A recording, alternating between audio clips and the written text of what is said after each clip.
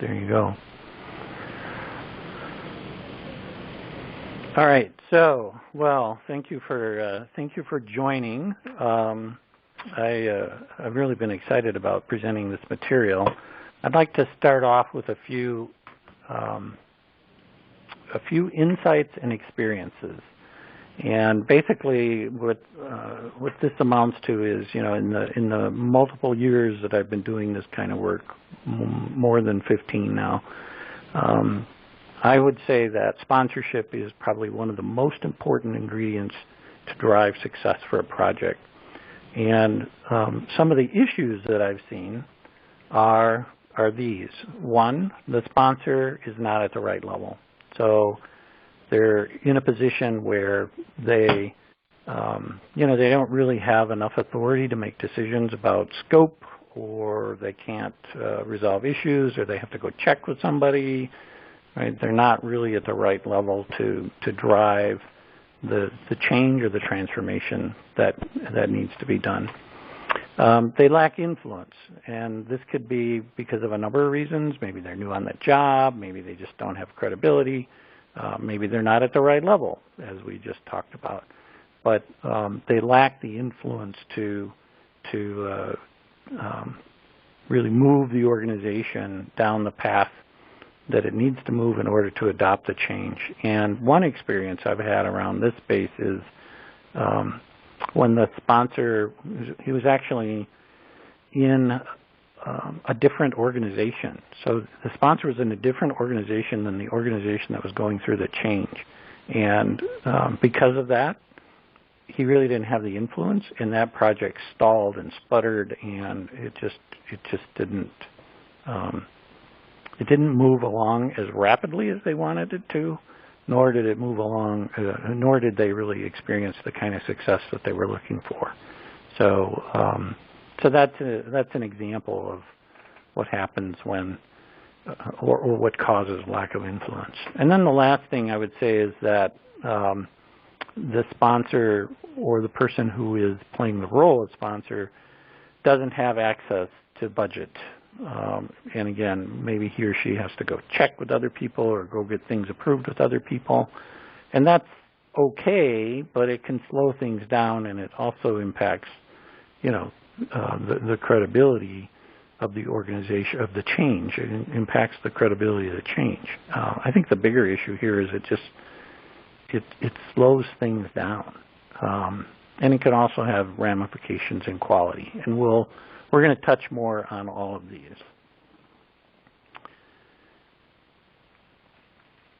So my question for you is, of these three, which have you experienced the most, would you say?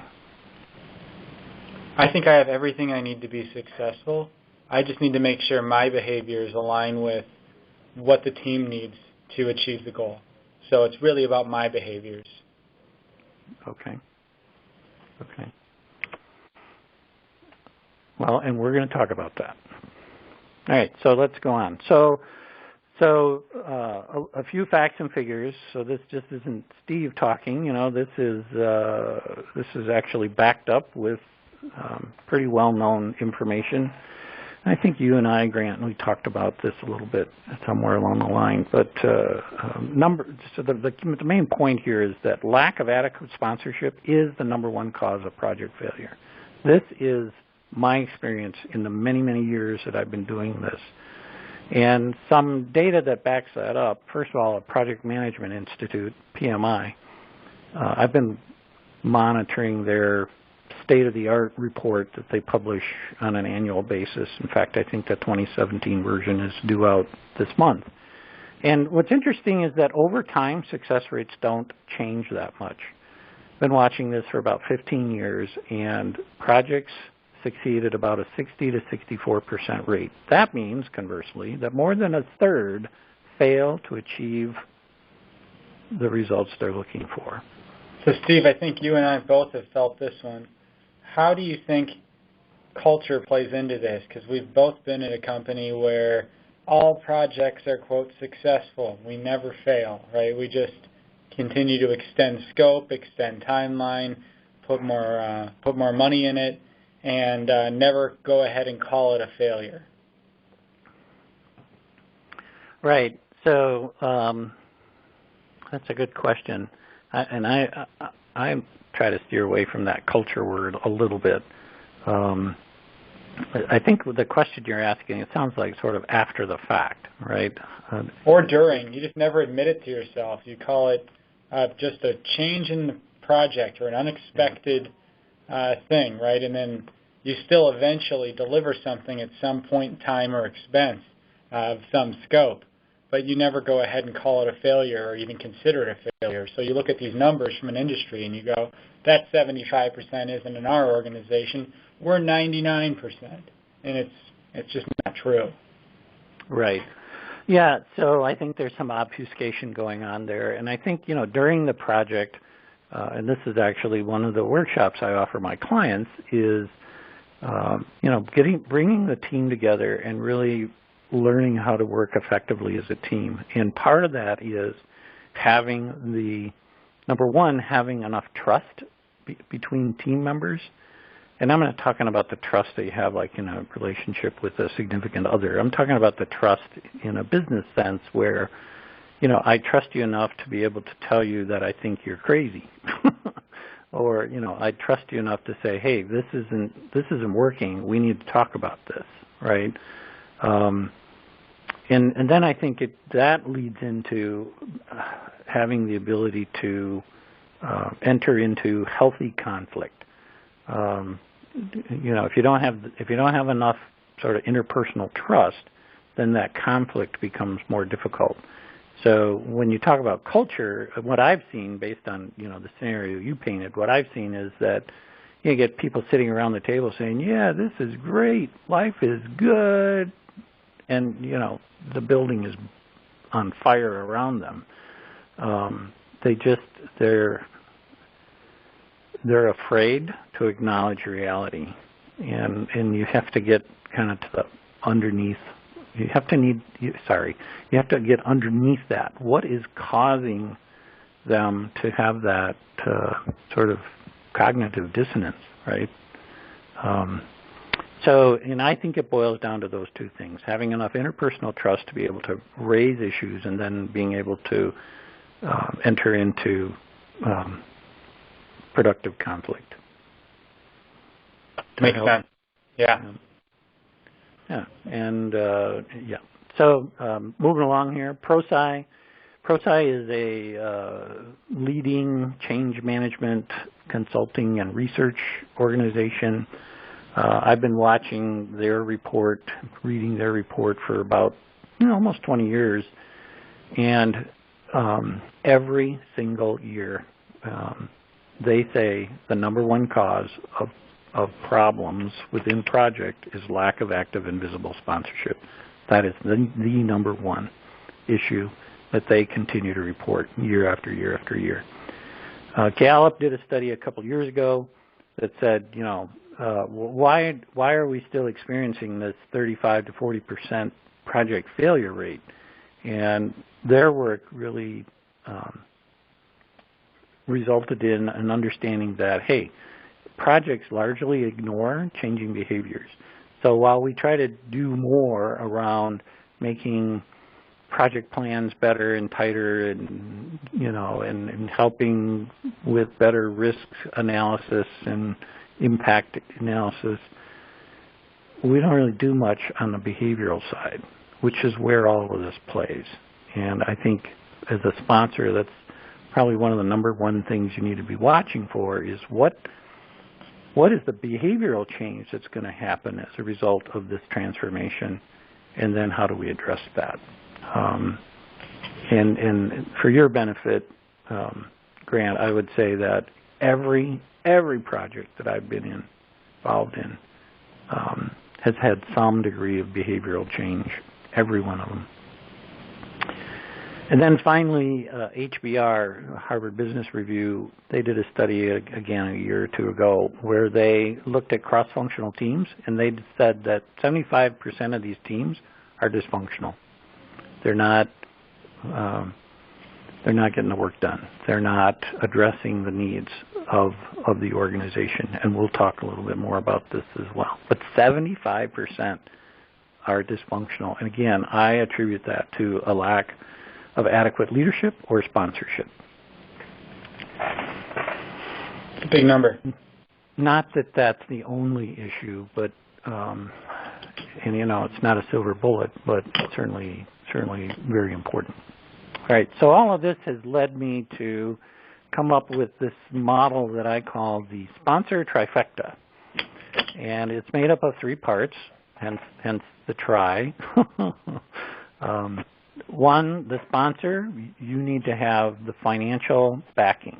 You need to be able to write checks, make decisions about budgets, and my preference would be that you can do that without having to, quote, check with other people, right? You may have a board that you need to respond to or be accountable to, but you have some latitude in making financial decisions. Second, that you have the influence that you need to move the organization along, and this is influence with the project team itself, whoever is driving the transformation, as well as the rank and file, the folks that are actually going to have to implement and live with the change or the transformation over the long haul. And then finally, that you are at the right level, that you are in a position kind of related to the financial backing conversation, but expanded, that you're at the right level to make decisions about the project, about scope. You mentioned scope creep, right? And if you're not at the right level, then scope creep can happen. And be involved in managing risks, resolving issues, mitigating risks, and that sort of thing. So this is the sponsored trifecta. And now we're going to look at each of these kind of 2 at a time and talk about, so what if you have 2 but not 3? So what if you have the financial backing? You can make decisions about budget, and you have the influence with the team.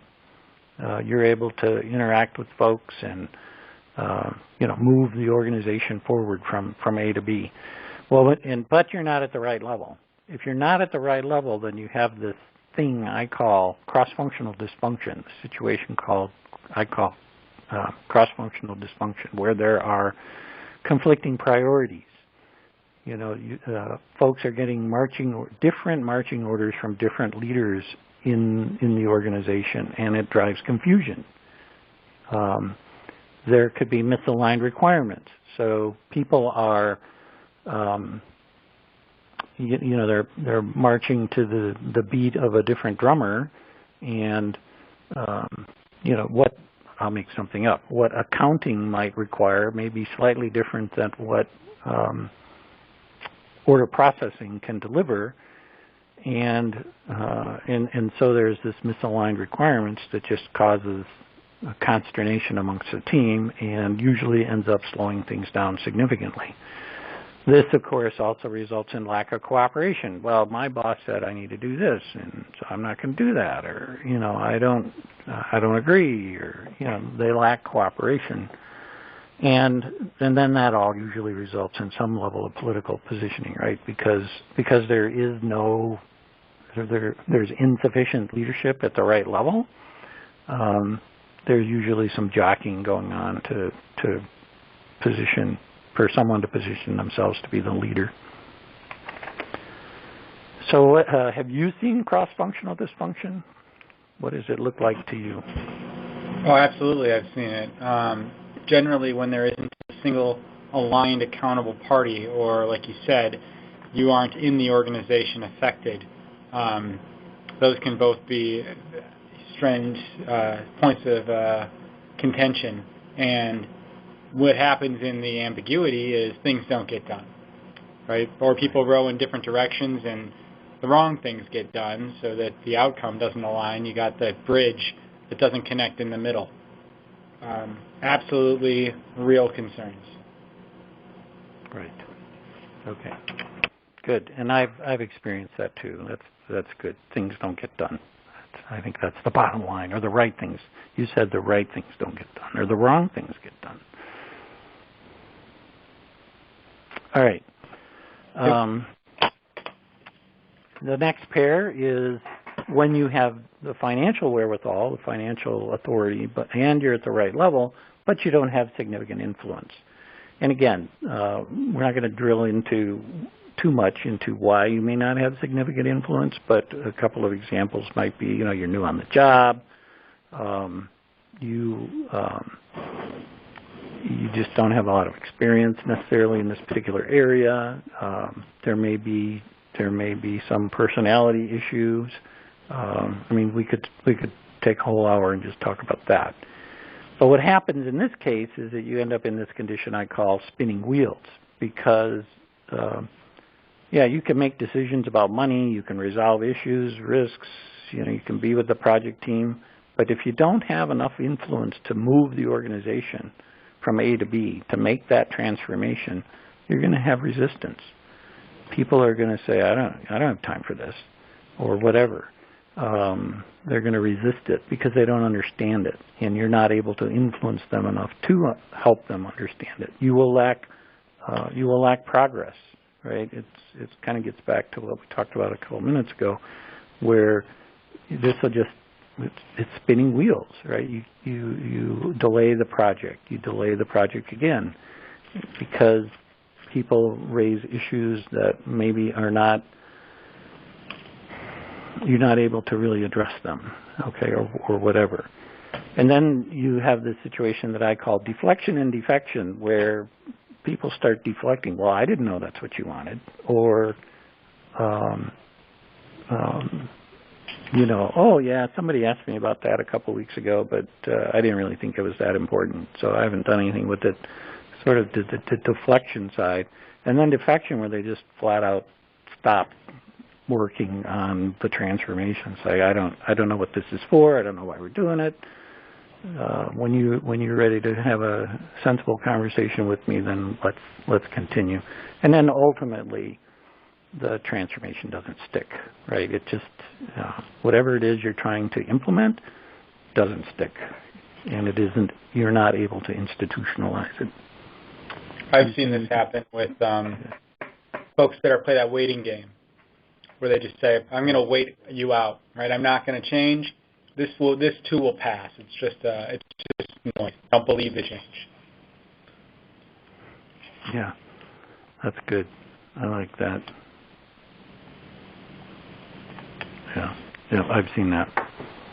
And then finally, the third pair, when you're at the right level and you have adequate influence, but you don't have adequate money behind you, then you've got the team engaged. They're excited. They're moving ahead.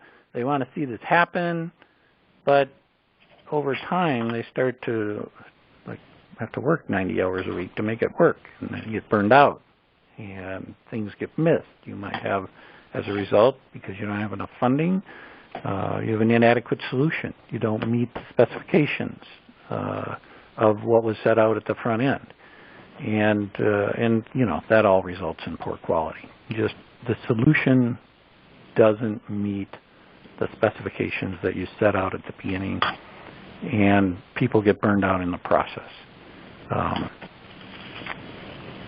That is what I've seen. Have you seen anything there? Absolutely. Best examples here are twofold. One, you're trying to build a big change, but no investment to fund the time from the change professionals. They're not going to help you get there.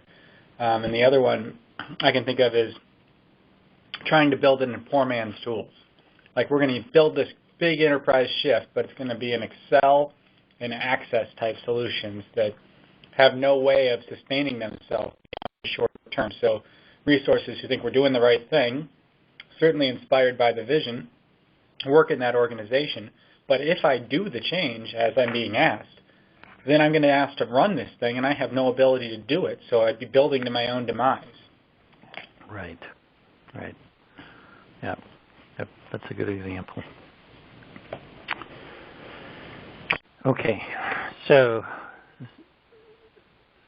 obviously, bottom line, you want to be in the middle, right? You want to be a sponsor that has control over your financial destiny, You want to be at the right level in the organization to influence. We'll get to that in a second. But to make decisions and resolve issues, mitigate risks, that sort of thing. And then, influence to bring people along, to help them understand why we're doing this, what the impact is, and how their jobs will change. The why, what, and how of transformation. So I'm going to take a moment and just go into these. And we've touched on all of these, but really just to summarize. So a successful sponsor has these basic characteristics. And in my experience, if you have these, what we'll show on this page, then you're a good way home. First, financial backing. Have access to or can approve adequate funding. Again, this is without having to escalate or go to somebody else to get approval. Now, if it's a huge thing, then yeah, you might have to have a board or a steering committee say, we can spend $100 million on this. But once the project is initially approved, you have enough authority, enough autonomy to make decisions about where the money is spent within that budget, or you can make other financial decisions about the project and the investment. So maybe we'll put more here or less over here, and you can do that within kind of the overall budget. So that's one, I think, very important characteristic. Another is that you're at the right level. And we've talked about these, make decisions about project direction and scope. And I think you mentioned this at the beginning of the conversation. Scope creep is probably one of the biggest problems we face in managing any kind of change or transformation. When you're at the right level, you can entertain those or not. And it really, falls in your lap to make that call. And then you can explain it, and you're accountable for it.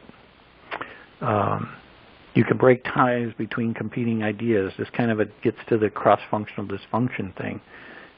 When two of your direct reports come to you and say, hey, I think we ought to do this, and they're different enough that you see a train wreck coming, you can break the tie. And there's a lot of ways you can do that. Right, bringing them together, trying to sift out the best of the two ideas. Maybe there's some synergy, or maybe one of the ideas is just not good. Right. So I won't get into the hows too much, but the point is that you can break that tie and help mitigate some of that cross-functional dysfunction. That feeds into prioritizing the work for the team, right? Being able to say, look, we need to rationalize the project plan. We need to make sure that things are moving in the right direction from a work product perspective. And then this last one I've mentioned multiple times: resolving issues, mitigating risks. And if you're not at the right level, then again, you as the sponsor will be running around trying to get other people engaged to do any of this, really. And that, in turn, slows the project down. At minimum, slows the project down. And worst case, will cause all kinds of quality and deliverable issues. And then finally, having influence. Again, we've touched on this, but having strong communication skills. So being able, at the project team level, being able to break those ties and do it in a fair but firm manner. And with the folks, the organization that's actually going to end up living with the change or transformation, being able to communicate effectively with them and receive feedback and incorporate that in the project. That relates to the second bullet, which is being visibly supportive, showing up in project team meetings, showing up in employee meetings, and talking about the change and how it's going to impact them. That's the one. Pardon? That's the one. That is the most important thing in my mind. If you have everything else and you never show up, it's not going to just magically happen. And that's a lot of the reason I wanted to chat with you today, Steve, is to learn more about that. Because it's the presence, you're there, but check an email, right? Or you're not clear in the direction you want from the team. Those are things that can totally, if you waffle, you know what, you get what I'm going at. Oh, I know exactly. And you triggered multiple examples that I've experienced in my career. I don't think I touched on the last one. So the last one is really about engaging other sponsors to help drive the work. And that is about, it again, gets back a little bit to this condition of cross-functional dysfunction. If you're able to engage your first level of leadership, level below you, and you can get them aligned on the outcomes of the work that you're trying to do, then engage them as sponsors to help with the communication and to help with, driving it forward. Kind of gets to showing visible support. It isn't just you, it's your team. So this was the Q&A section. Should we move on, or did you have anything specific? Oh, I'm good. This is great, Steve. All right. So the icing on the cake is, and I think this will go right to the question that you just asked, or the comment you just made. So in my opinion, and this is shared, by the way, with others. In fact, I think ProSci has outlined something very similar to this. The three most important leadership roles when you're the sponsor of a project are, first, having that active and visible support, right? And I think I touched on this, but so at the risk of repetition, being active with the project team, sitting in project team meetings, holding people accountable, resolving issues, mitigating risks at the project team level, helping to shape and integrate feedback and that sort of thing. At the project team level, that's what I mean by being active as a sponsor. At the employee level, you touched on it, and there are, actually gets into the next couple of points, but I'll touch on it here. Participating with the employee base, helping them understand why we're doing this, what the impact is going to be, and how it's going to affect their job. Right? And if you're the CEO and you have an organization of, 10,000 people, that's going to be a challenge, which is why you need to build that coalition of sponsorship. Right? But they still need to hear from you, Grant. They need to hear from you as the CEO that, hey, we're doing this because blah, right? We need to remain competitive in the marketplace, whatever. Two, what it means, it means that we're shifting organizations, what's the impact? We're changing the way we go to market. There's a zillion different examples of what the what is. And then finally, how it's going to impact you. How it's going to impact you, and particularly when we talk about ERP, which I know you can relate to, ERP implementations, this is a huge, ERP implementations is not about implementing technology. Oh, okay, there is a little technology piece of it, but it's really about behavior and culture change. People have to work together in ways they never even imagined pre-ERP. And as the leader, CEO or COO or whoever you are, right, you need to be able to help people understand that and repeatedly talk about that. Which gets into, I just said the second thing, right? It's the behavior impact. My example was ERP, but again, in every change that I've been in, the one we did together at Lowe's, right? We didn't implement technology. We implemented a new CIO. Well, that required understanding more about what his expectations were, how he was going to measure people, what he wanted to do with the organization, and those were all behavioral impacts. Yeah, there was some process impact, but those process impacts impacted the way people had to work together. And then finally, repeatedly communicating the need for the change. And I touched on that again already a little bit, but you know, the people who are experts in communication tell me you need to hear a message 7 to 10 times before you really understand it and understand the implications. And that does not mean sending the same email 7 days in a row, right? It means trying to figure out how to creatively come up with engaging the organization, communicating the why and the what, well, and the how.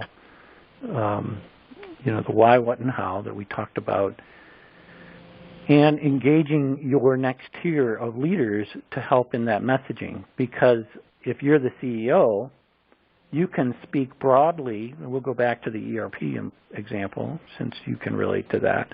You can speak broadly about, well, now we're going to be in a process environment. That means you guys have to all work together differently, and to be, you know, your interactions are going to be different, and they're going to be more real time and less batch. He can speak to it at that level, but your direct reports, you know, they can customize that message, and they can say, well, in accounts payable, this is what it means to us, and so, and people need to hear from both you as the senior sponsor and your folks. In fact, again, the communication experts tell me that employees really listen to two people, the CEO and their immediate supervisor. So, you know, engaging other levels of leadership in that messaging is really important. Did I address your question about how to work with the math? And actually quite well. I think the other thing that's between the lines in what you have here is engaging at the right level, because it's important that you stick to these bullets. They're simple for a reason. If you're in the minutia and designing not just that the room is blue, but what shade of blue, then you're not enabling and empowering the team. And also, you're putting yourself into the critical path of every small decision, which really causes a lot of issues in itself. So this kind of helps me with a gut check of making sure you're sticking to this role and not also trying to be the grand architect of the change as well as the business analyst pulling together how it's all going to work. So I think that's something you have to be careful about and stay in your role. So there's a whole other webinar that I'm working on that goes right into this space, and it's about engaging employees in transformations. And it talks about how do you do what you just said, Rand. It talks about, okay, we've got this massive change, whatever it is. How do we get the folks involved to help architect that? And, you know, it's something you got to be careful with, because you don't want to that would have been the wrong colloquialism. You don't want to turn the keys over to the teenagers, right? Because you got to have some degree of control. But you know, how do you engage them to help design and implement the change so that it is more palatable to them and it achieves your objectives. One quick story, because it applies to this. One of my early projects was helping a community college. We may have talked about this in the past. Helping a community college implement a huge transformation. It was going to affect everybody, save maybe a handful of the administrative staff. But all the students, all the faculty, and most of the administrative staff. The faculty said, we're not going to have any part of this. This is going to fail. We don't like you. Leave us alone. Sure. And, I mean, they had more reasons than you could imagine. So, long story short, we won them over, and that's another story about resistance and how to manage resistance. But we won them over, and then we turned the faculty implementation over to the faculty. We chose 16 people, and there were 4 colleges, so we took 4 people from each college in this district. We created this faculty, we called it a faculty business readiness team, and we charged these 16 people with, you go do it. You know how to relate to the faculty. We don't. Certainly I don't. I'm just a consultant. I don't know all the ins and outs of managing a faculty and managing faculty work. So you 16, you go do this. Here's some guidelines. I mean, we didn't just let them go. We made them accountable to the overall project office. There was one of the 16 who was kind of shepherding all of them. And bottom line is, they pulled it off. In fact, the faculty implementation of that transformation was probably the most successful of all of the different elements of that change. So buried in that story are a couple of key things. First of all, we had to get through the resistance. And again, that's a story for another day. But we empowered them. We gave them license to say, within these parameters, go do it. Figure out what you need. Figure out what the issues are. Come back to us. We'll work with you to resolve the issues and mitigate the risks. And you can make this happen. And oh, by the way, we made it financially incentivized for them. So that always helps. I mean, that was kind of at a high level. I'm certainly happy to talk more about what we did with those teams and that sort of thing, but I'm also watching the clock. So Sure. No, fair enough. Does that help? It helps a ton. Just makes me think more about the sponsorship role and ensuring I'm exhibiting the right behaviors and that I do have what I need. So seeing the what you need validated that I do, and then seeing the role is the piece that I just wanted that refresher on today. And a lot of this is coming back, and I think some of the Connor framework is helpful too in terms of having the cascade of change management, and that you fulfill that. You don't just let it stop partway down. And right. Also being consistent. I know that sounds a little bit repetitive, but that's something that I have to continually focus on. Is I might have a great idea this week, but the team doesn't want to hear it. They just want me to be consistent with the overall message. And if they ask for guidance, then sure, provide it, as ideas, but let them own it. Let them own the change. Right. Well, and one of the things you can do with your ideas is you can launch them into the risk and issues log, right? So I'm going to reverse engineer that a little bit. You might have, and I'm making this up, okay, but you might have an idea that, hey, we can solve this problem if we do this. Well, make sure the problem, or whatever, the risk, the issue, is in the issues log, and then put that in there as a possible mitigation, right? And yeah, it's very innocuous. It's very innocuous. And then in the next project meeting, people review, oh, where'd that come from? And it's not, you merge it with the process. It isn't just like one of these one-offs, right? Does that make sense? That's a helpful way to provide input, a little sneaky almost. I like it. Well, it is a little sneaky, but in some respects, but in other respects, no. I mean, it's like, wait, you guys raised this risk or this issue or whatever. Yeah, I just threw in a potential mitigation. Right. Like anyone else in the team can. Right, exactly. And, anyway. And I don't ever advocate being sneaky necessarily, but sometimes you do have to backdoor things. That one's going in my back pocket, Steve. Thanks. Yeah, no problem. Hey, I appreciate you spending the time with me. I'll give you back 5 so you can maybe send out a note for your 12 and get ready. But this was great. I mean, I'm kind of selfishly happy that I got to have a little one-on-one with you. This has been awesome. Well, it's helped me too. It's well, you gave me some good fodder. Plus, another practice round doesn't hurt. I will be sending out the survey after the second session. Sure. So if you can respond to that. And the other thing I would point you to that might be helpful is there are two assessments, free assessments on my website. Yeah.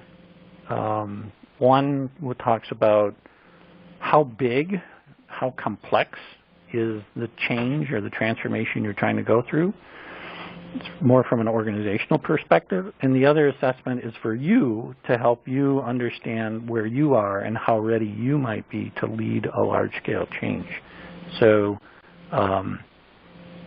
those are there for you to use. And, I don't track any of that. It's just there on my website. Neat. And there'll be a link in the survey to tell you where that is. Well, I'll tell you right now, survey-wise, this is great content, and I think the simplicity is the key. It's Right. very difficult to make a message simple, but sponsorship, you really got to be focused on the fundamentals. Do you have what you need? Are you behaving in the way that's going to make the team succeed? And we'll get started. All right, so I'd like to begin by sharing with you some insights and experiences that I have had in my change leadership career through the years, and of course, because this topic is about how to have exceptional sponsorship, these insights and experiences all relate to challenges that I've seen organizations have, leaders have, in fulfilling the role of a sponsor. And there are three. There's probably more than three, but there are three that stand out for me. The first is that they are not at the right level.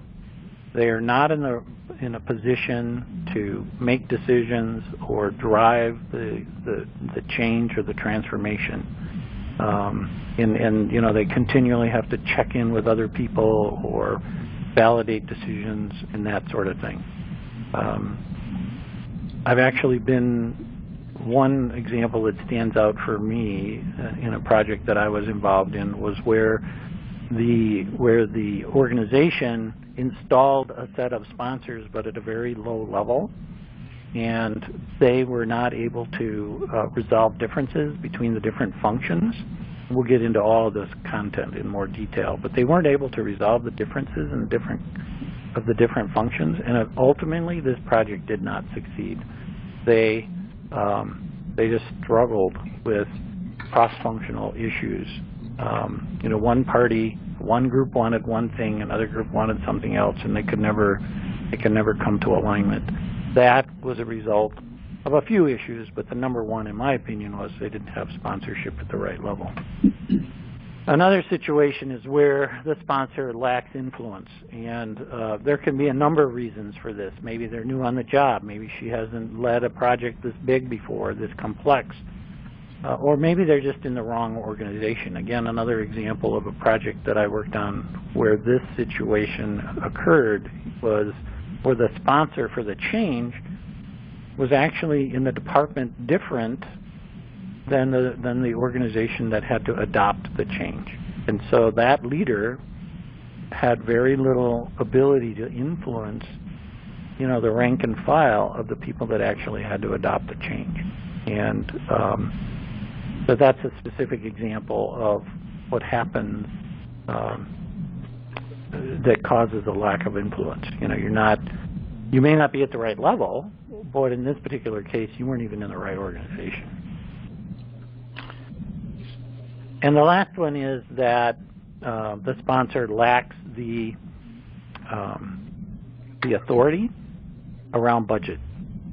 And this one, this can have a range of symptoms, but generally what I see happening is that if you are the sponsor and you don't have budget control, then you end up having to check every financial decision with somebody else. And all that does is slow down progress. That's kind of the best case scenario. The worst case scenario might be where if you don't have budget control, then you can't approve various changes in the project, and people get disenchanted, and you lose credibility. So those three things are what I see as typical, as the three typical issues with sponsorship. Curious of the group, and my question for you is, of these three, what have you seen, what have you experienced the most of these three? Or anything else for that matter.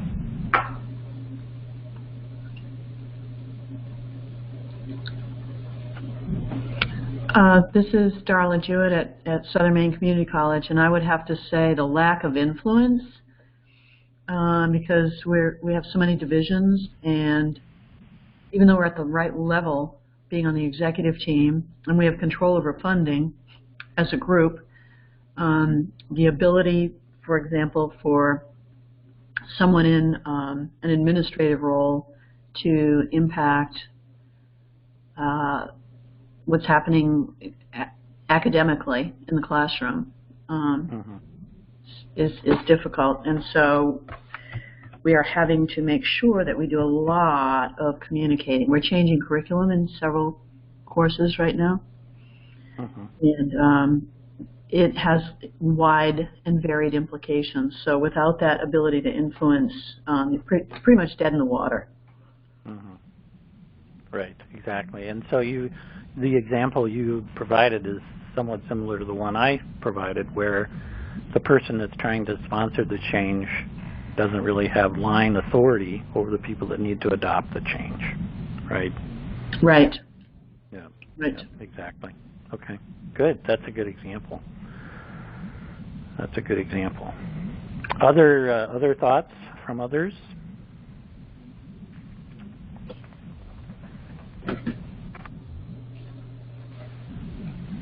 All right, well, I'm going to move this forward, and again, feel free to chime in at any time. This is a small enough group I don't have to worry about, it's getting crazy. So let me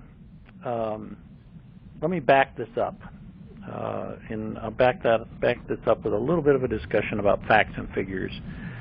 Some of you have heard me talk about these before. But number one, in my experience doing this work for a number of years, lack of adequate sponsorship is the number one cause of project failure. I have seen this time and time again. The projects that I've been involved in that did not succeed or did not at least achieve the basic minimum results they were looking for, all pointed back to this particular issue, lack of adequate sponsorship. And there's data to back this up. This isn't just Steve's experience. So PMI, the Project Management Institute, they report that over time success rates haven't changed that much. I've been watching their annual report for 15 years, and project success tends to waver in the 60 to 64%. That means over a third, 35 to 40% of projects fail to achieve the results they set out to achieve. And that's a problem, obviously. ProSci, who is a leading change management, change leadership consulting firm and research organization, they put out a report about every other year looking at best practices in leading change. And ever since I've been watching this report or reading this report over the last 20 years, every single publication of this report states the same number one problem every year, and that is lack of active and visible sponsorship. It's the number one problem. Gallup did a study a couple years ago where they started to try to dig into, so what's causing this phenomenal failure rate that PMI reports? And the bottom line is that projects largely ignore behavioral changes, and they're focused on project plans and managing risks and managing issues and the metrics, and all of those things are vitally important and I will never take away from those. But they largely ignore the behavioral change that needs to take place in order for people to adapt to the change. And so there, again, is more evidence. And finally, Harvard Business Review just published a report. This might be a year or so old now. But they talked about 75% of cross-functional teams are dysfunctional. 75%. And again, we're going to dig into what this means, but the bottom line is that these tend to become dysfunctional because of lack of leadership or lack of sponsorship, lack of clarity and expectations, which all drive some level of dysfunction. Which in turn, if this is a cross-functional team driving a change, that will in turn wreak havoc on the project, and it will not deliver the results that it's looking for. So all of these reports and studies demonstrate a lot of data out there that supports the premise that exceptional sponsorship is the key to success. And I would submit to you, if you have truly exceptional sponsorship, you can actually exceed the expectations and exceed the measures of success that the project may have committed to. And I have an example of that where we had actually multiple examples of that, but one that sticks out is a project where we had phenomenal sponsorship. That person was involved daily in driving the change, and that project came in on time, under budget, and exceeded expectations. And I mean, I could go into a lot more detail about how it exceeded the expectations, but the bottom line is they expected, level of performance at X, and they actually received level of performance X plus 5 or whatever. So very impressive.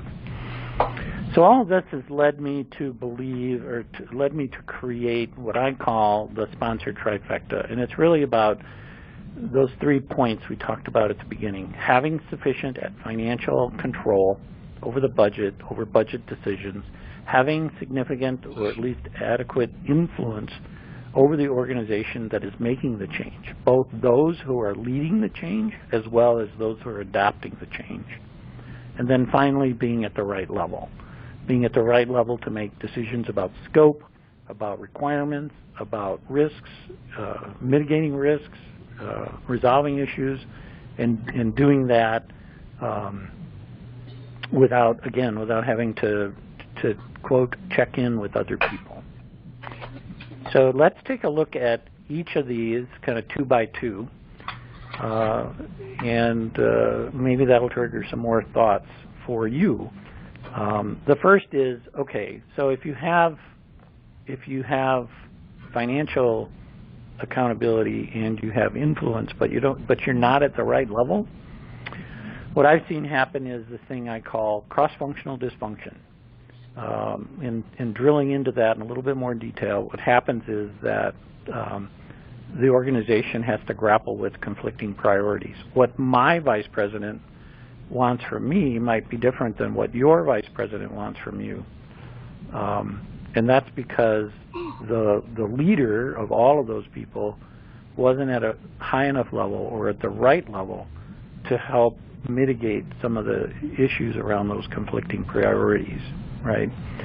Another is misaligned requirements. So kind of related to the first bullet, my vice president might require this of me, your vice president might require something slightly different from you, and that's going to cause a conflict. And how do we resolve that conflict? So on the front end, if you don't have the sponsor at the right level, if you're the sponsor, you're not at the right level, going into it, the requirements are going to be misaligned. Coming out of it, it's going to be difficult to resolve that issue because, who's going to break the tie? And another symptom is lack of cooperation. You know, people start sort of obfuscating, and they stop talking to each other because they can't get where they need to go. And then ultimately, this ends up creating some level of political positioning, right? Because there is no, or because the leader is not at the right level, then other people sort of jockey for position, and they try, and they politicize what they want versus what might be best for the overall team. So those are what I see as symptoms of cross-functional dysfunction. You know, the bottom line, the wrong things get done, or the right things don't get done. So question for the group, have you seen this, and what does cross-functional dysfunction look like to you? Question for the group.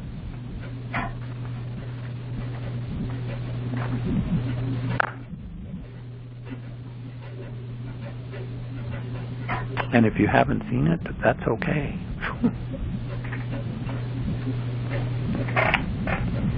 All right, I'm going to keep going. The next is when you have the right level of financial control, but and you're at the right level in the organization, but you don't have adequate influence. And I touched on this before. You know, you might be new in your role. You might not have built enough credibility with the team. There could be other issues, but for some, or you're in the wrong organization. The bottom line is that you don't have sufficient influence to move the folks along to help the organization affect that transformation or that change. So what results is with this thing I call spinning wheels, where you have resistance, right? They're not really clear on what's going on. Nobody's really helped them understand the value of it, why we're doing this, what the impact to me is going to be. And so I just resist because I don't really understand why or the expectations. That turns into a lack of progress. You know, project deadlines change, and sometimes frequently. We were going to implement this in April, then it becomes May, then it becomes July. You know, so there's a lack of progress. And then there's this thing I call deflection and defection, where folks just start deflecting. It's like, well, I kind of thought you wanted this, but I didn't really understand it, so I didn't do anything with it. Or they just outright defect, right? They just stop becoming involved. And then, of course, all of this leads into the change that you're trying to implement just won't stick. You will not be able to institutionalize this change because the folks aren't coming along with it. Another symptom, and we've all probably heard this, right? Oh gosh, there's another change coming. This too will pass, right? So, people just don't believe why we're doing this or what this is all about. Any thoughts about this? Have you seen other symptoms that result from not having adequate influence?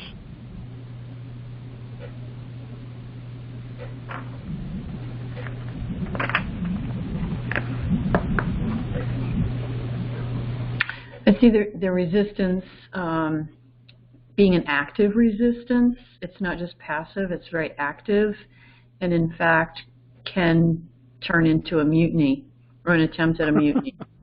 Yeah. And in fact, we have some of that going on right now. We're just trying to address it. Had to talk about it at our executive team meeting this week.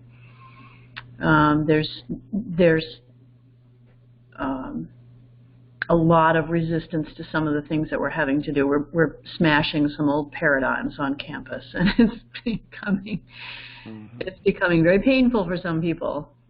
Yes. No, I can relate to that.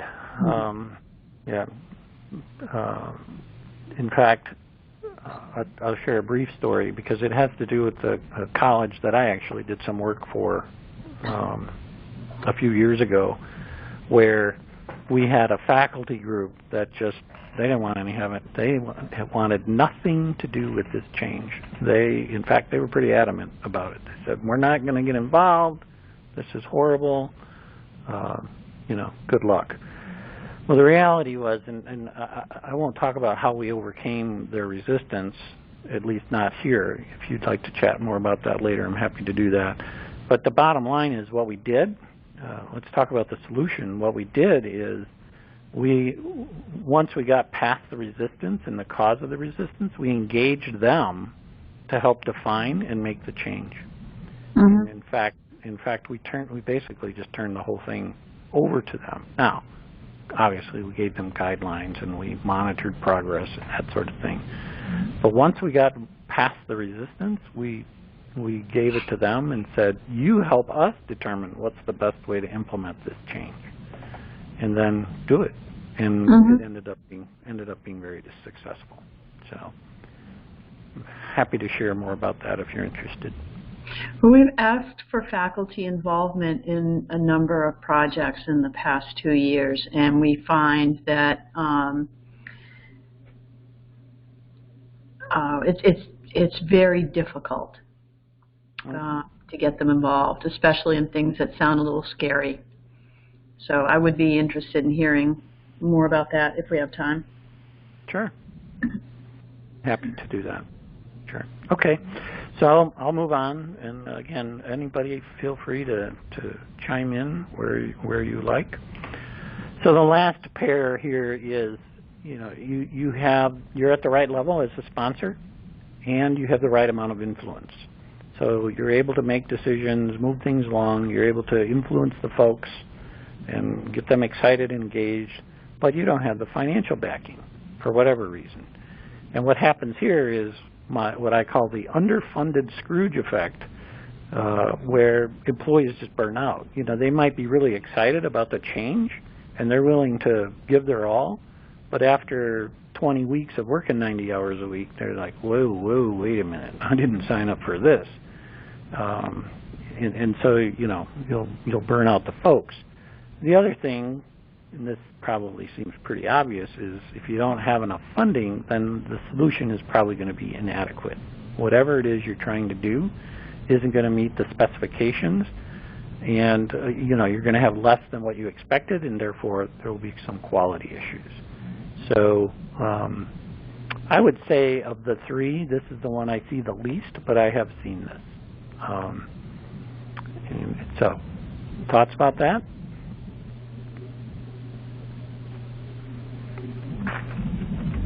All right, so obviously you want to be in the middle. As a sponsor, you want to have adequate financial backing, financial influence, if you will. You want to have enough organizational influence to help move the folks along. You want to be credible, and you want to be at the right level to make decisions and help people understand, to make decisions, resolve issues, mitigate risks, that sort of thing. I'm gonna go into that. We've touched on most of this, so this is really kind of more of a summary, but just to go into it in a little bit more detail.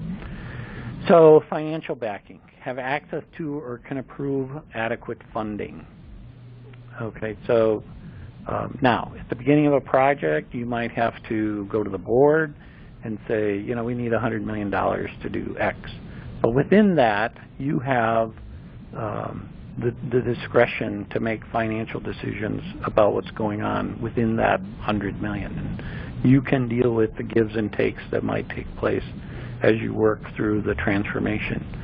And you can do that without checking with other people. Yes, there may be a steering committee that ultimately approves project direction, but day to day, you can make those financial decisions without checking on people. If you're not at that level, then that's going to slow the project down. Every time you have to go check a decision about money with somebody else, it's going to add days, maybe weeks, to the project timeline. We talked about the right level. So having the ability to make project decisions about direction and scope. Are you, and again, without having to check with other people,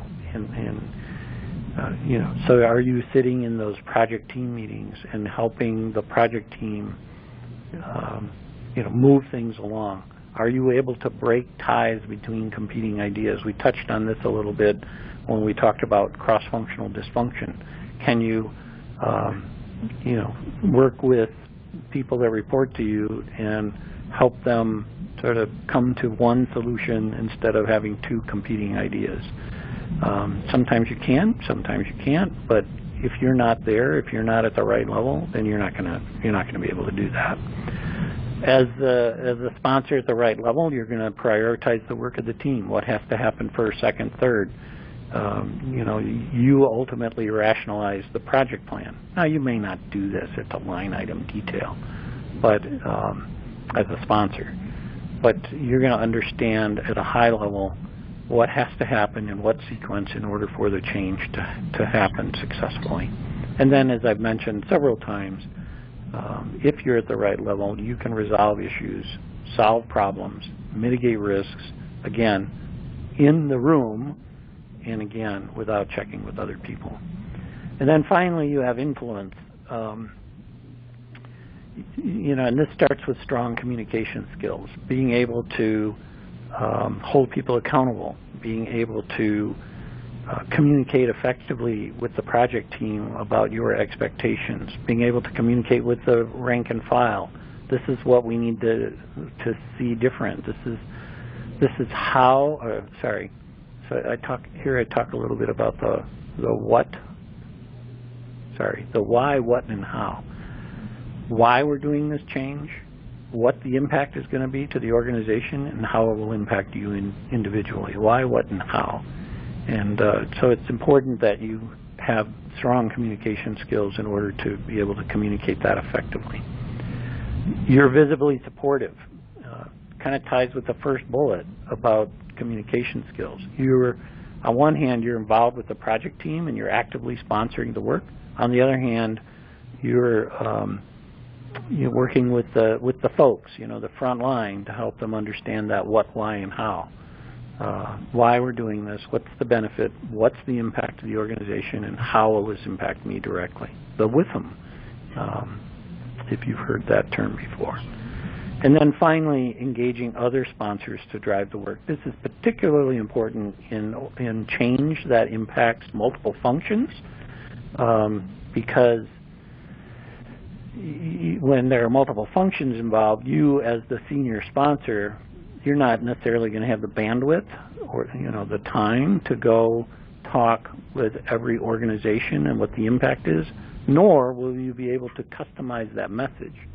So how a change affects the faculty might be different than how a change affects student administration. And so when you engage other sponsors to drive that work, they can help, among other things, they help craft the message that's more appropriate to the audience. Plus, they're there to help hold people accountable and do all the things we've talked about, managing risks and issues, et cetera, et cetera. Those are what I see in as long as I've been doing this. If you have these characteristics, you are in a really good position to be very successful and even exceed the expectations of the change that you're trying to implement. So I'm going to pause and ask if there are any questions before we wrap. While you're thinking, I did receive a couple ahead of time. Let's see, pick one that. Oh, here's a good one. So, Steve, you talk about lack of influence. Have you ever seen a situation where a leader's lack of integrity has impacted the project in a not so positive way? And the answer is, unfortunately, yes, I have seen that. And I think, that's a whole other conversation about leadership and,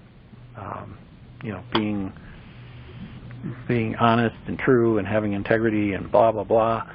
But the bottom line as it relates to the sponsorship thing is a lack of integrity over time will impact your ability to sponsor change, because people over time will maybe not stop, but they will take you less and less seriously, and they won't trust you. So, you know, you start talking about how great this thing is going to be, they're gonna say, yeah, we've heard that before, right? So integrity on the part of the leader, the sponsor, I think is extremely important. Other questions? Oh, guys, come on, you're making this way too easy for me.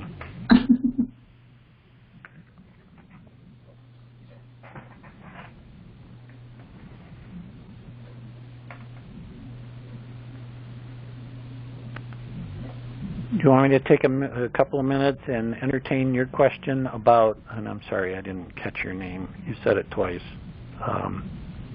It's okay. Darla. Darla, sorry. Mm-hmm. I can entertain that question about, we can go into a little more detail about what we did with that faculty group. To help deal with the resistance, that would be very helpful to me. Okay. All right. So this was the resistance conversation. Okay. So this particular situation, and not that it matters, but this was a unionized faculty, and they had a number of grievances, not just about the change, but just about life in general. Mm-hmm. And so I'll unwind this a little bit for you because I think the story is valuable. So we went to them, the sponsor and I went to them first meeting with, you know, hey, this is going to be great, you're going to love it, life's going to be good, here's all the benefits. They basically threw us out of the room.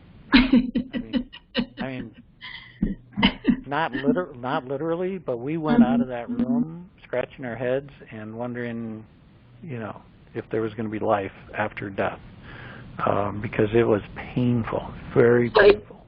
So if I could ask a question on that, the expectation was that they would embrace it, so this was a big surprise?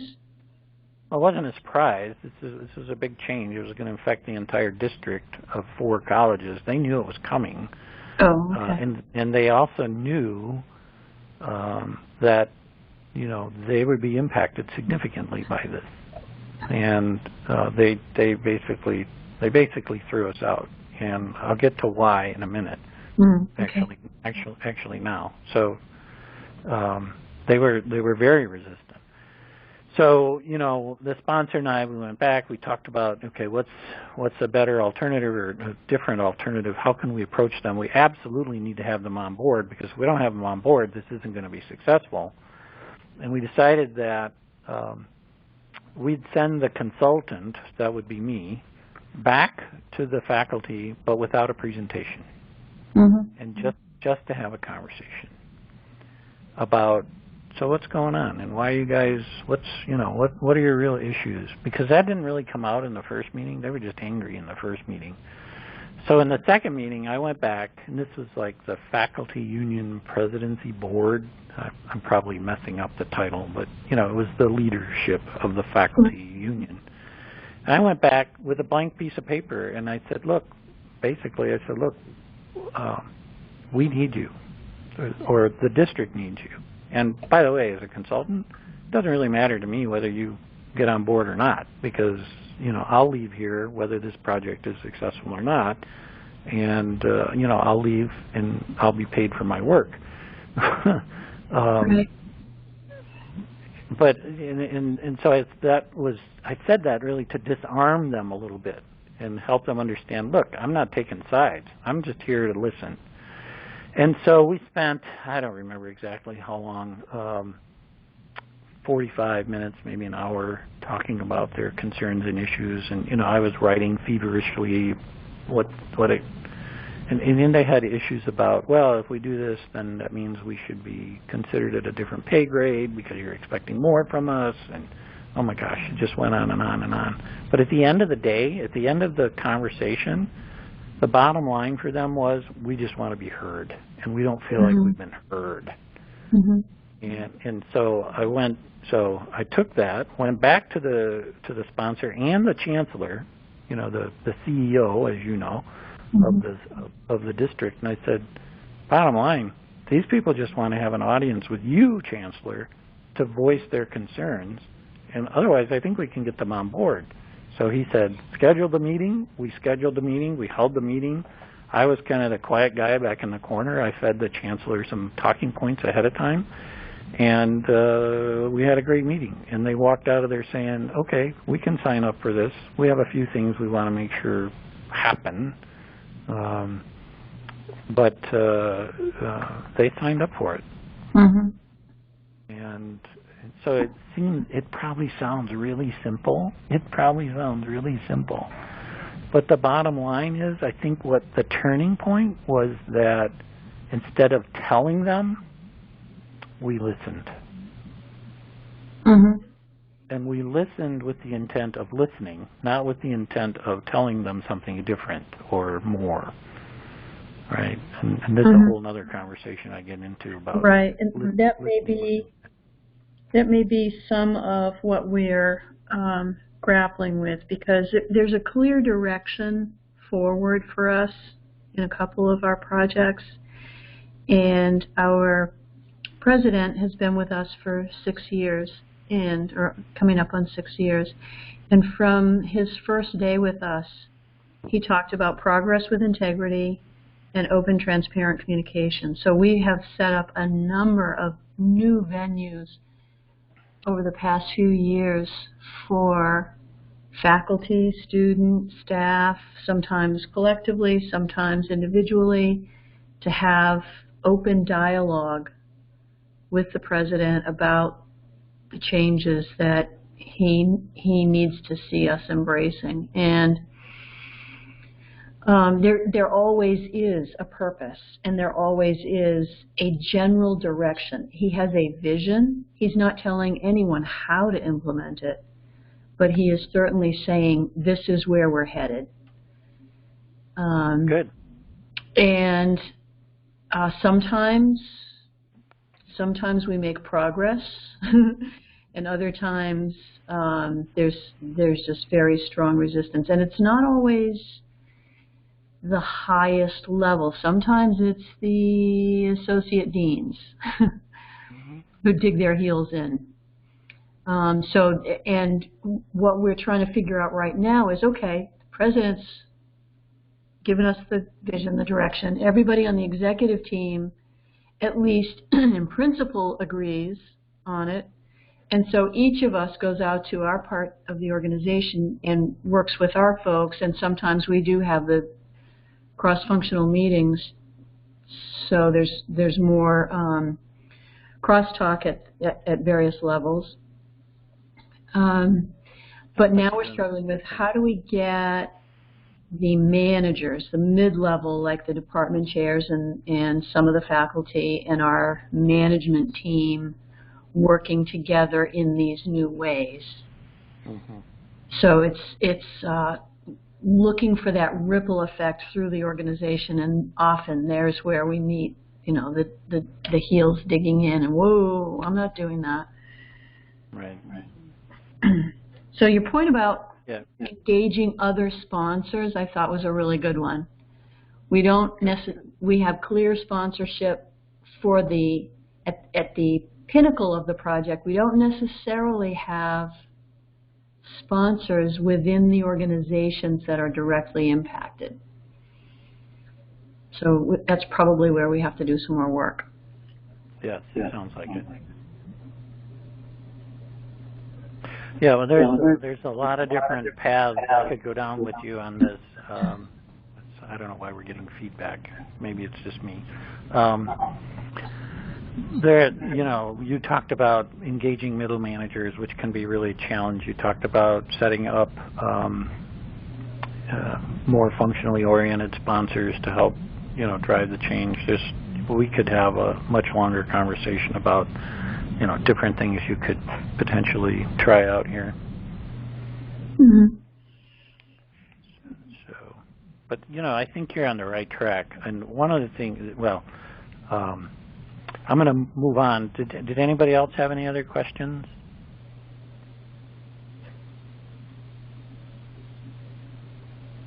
I will take that as a no. So let me leave you with this kind of closing thought or set of thoughts.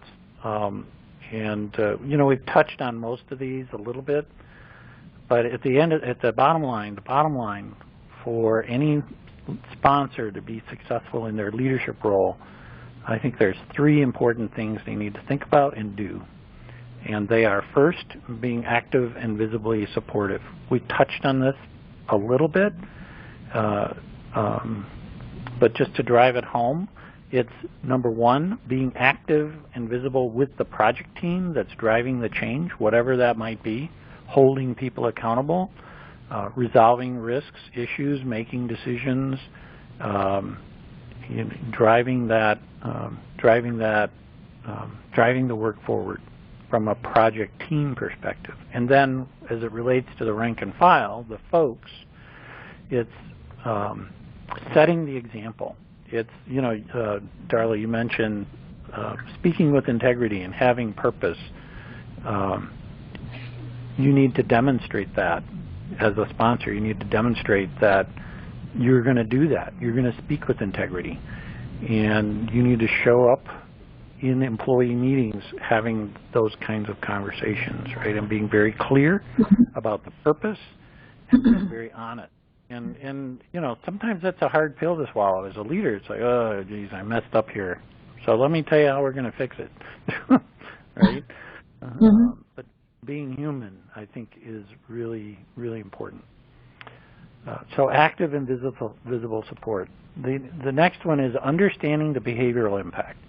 So I've been doing change for a long time, and I will have to tell you that even the most technology-oriented change, so let's say you're implementing a new computer system, has a behavioral impact, and some more than others. We start talking about giant enterprise-wide software implementations. Those are actually much more about changing business process and behavior than they are about technology. You might spend more money, upgrading servers and all that gobbledygook, but the real impact is helping people understand that as a result of this technology, there's going to be behavioral expectations that are different than what you have today. So as a sponsor, you need to understand what those behavioral impacts are and be able to speak to them with the folks. And then finally, repeatedly communicate the need for the change. Earlier I talked about the how, what, the why, how, the why, the what, and the how. Why are we doing this? What's the impact of the organization? How will this impact me directly? But being able to repeatedly communicate that in different ways. This doesn't mean sending the same email 7 times, right? Backup. Communication experts tell me people need to hear messages 7 to 10 times for them to get it. So that doesn't mean sending the same email 7 times. It means coming up with innovative ways. It means working with that coalition of sponsors that we talked about before so that they can customize the message. So if I'm the CEO and I'm sponsoring the change, I can speak broadly that, hey, if we implement this change, then you all are going to have to behave differently. But if I'm the vice president of finance, I can speak directly to how this is going to impact the finance organization. So part of that repeatedly communicating the need for the change and the impact is working with that coalition of sponsors to help not cascade, I don't like that word, but to help deliver that message. And ultimately, kind of back to your point, Darla, figuring out how do we engage that middle set of managers to help move this along. So that is it. A couple of things. I have recorded this, and I will post this on my website in the next few days along with the presentation. Speaking of my website, there's 2 free assessments out there that you might find useful. One assessment will help you determine the complexity of the change or transformation that you're considering. The other assessment will help you determine your readiness to lead or sponsor a transformation program. And then, as I mentioned at the beginning, I will be sending out a brief survey. Those who respond will be eligible for a free gift. The gift is a book titled Thoughtfully Ruthless, which was written by my friend and colleague Val Wright. And the reason I'm giving out this particular gift is it really relates to the conversation we just had for the last 45, 50 minutes.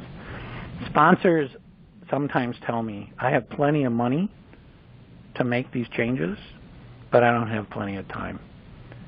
And if you're asking me as a sponsor to spend more time to make this successful, I don't have it.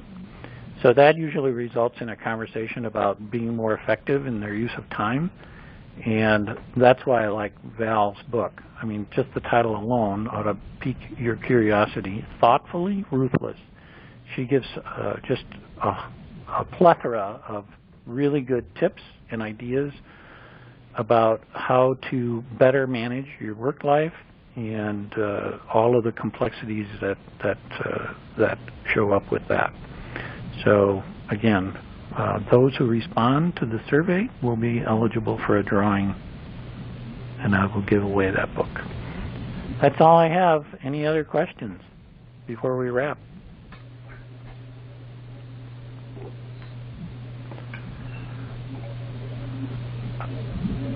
I will show this. It's the last page of the deck, which I'll have out on my website in a couple days. Basically, this is the link to all of those reports that I talked about early in the presentation. So, all right. Well, everybody, have a great day. Thanks, Steve. Thank you, Steve. Yep, you're welcome. Take care.